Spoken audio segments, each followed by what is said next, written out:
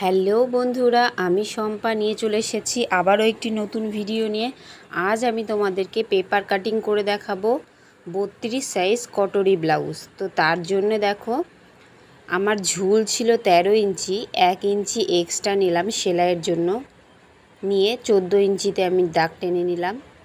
তারপরে আমি দেখো পুরটা নেব 5.5 আর আর্ম হোলের জন্য নেব 5.5, নিয়ে একটা বক্স করে নিচ্ছি।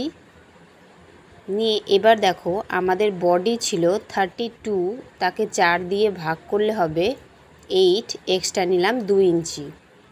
আর দেখো আর্ম হোলের যে শেপটা দেব, বগলের শেপ, আর সেটার জন্য নিলাম 1.5 ইঞ্চি।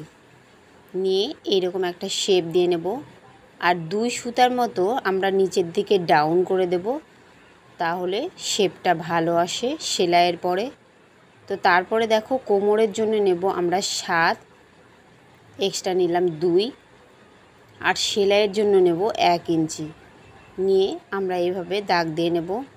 এবার দেখো গলার জন্য আমরা নেব 2 ইঞ্চি আর লম্বায় নেব 9। এবার গলার চওড়াটা নিচ্ছি 3 ইঞ্চ, চাইলে তোমরা 2.5, 3, 3.5 নিতে পারো।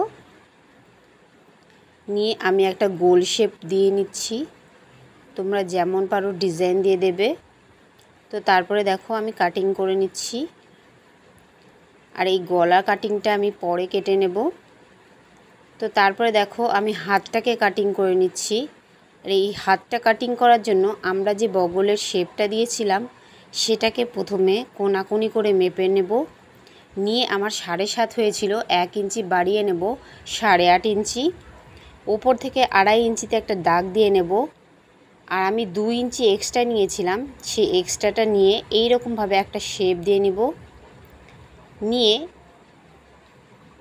একটা শেপ দিয়ে নেব আমরা কাটার সময়, আর সেলাইয়ের সময় আমরা বডির মাপ অনুযায়ী সেলাই করে নেব। তো তারপরে দেখো সামনের পার্ট কাটিং করব এবার। তার জন্য পেছন পার্টটাকে সামনের পার্টের উপরে বসিয়ে আমরা এইভাবে একটা দাগ দিয়ে নিচ্ছি।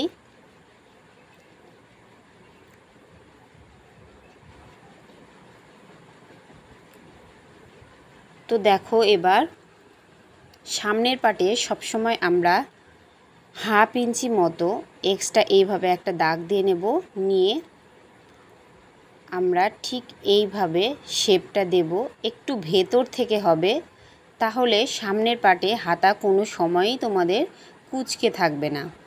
তারপরে দেখো গলার জন্য নিচ্ছি 2 ইঞ্চি।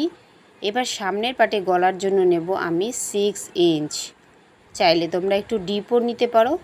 এবার দেখো ওপর থেকে 1 ইঞ্চি নিয়ে একটা রাউন্ড শেপ করে নিচ্ছি।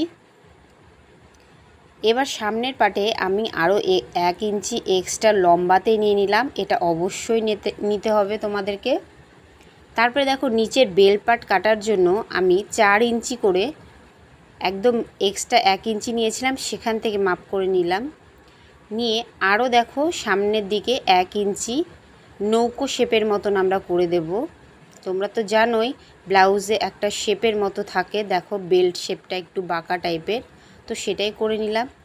এইবার দেখো আমরা যে কটরিটা বের করব, 32কে 6 দিয়ে ভাগ করে আমাদের বেরোবে 5.3, আর সেটাকেই আমরা 5.5 ইঞ্চি করে নেব।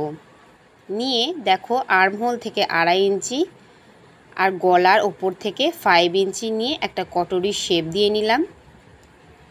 এবার এটাকে আমরা কাটিং করে নেব ঠিক মাপ অনুযায়ী। তোমরা কেউ ভিডিওটা স্কিপ করো না, দেখো, দেখলেই তোমরা শিখতে পারবে।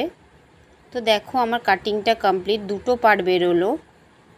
এইবার দেখো আমাদের যে কটরিটা করেছিলাম এটাকে একটু বাড়াতে হবে। তো তার জন্য দেখো কটরিটা এক্সট্রা আর একটা পেপারের ওপরে বসিয়ে আমি মাপ দিয়ে দাগ দিয়ে নিলাম।